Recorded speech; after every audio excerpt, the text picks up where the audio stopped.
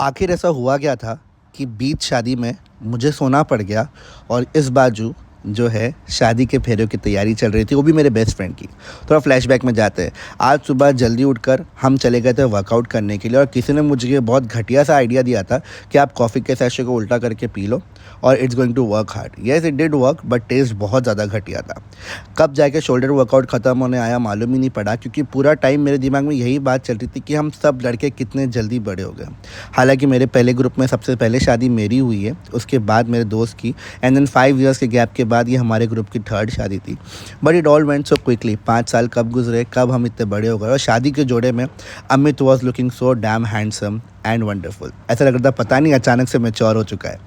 हम इस तरीके से कुछ रेडी हो गए, इंस्पायर्ड बाय माही वे। हम चले गए मेरी पहली नॉर्थ इंडियन शादी का एक्सपीरियंस लेने के लिए। येस गाइस, 6:30-7 बजे बारात शुरू हो गई थी एंड उसके बाद छोटे मोटी रस्में हो गई थी। And look at the beautiful couple, they are looking so damn gorgeous. All the best to you guys with all the love in my life.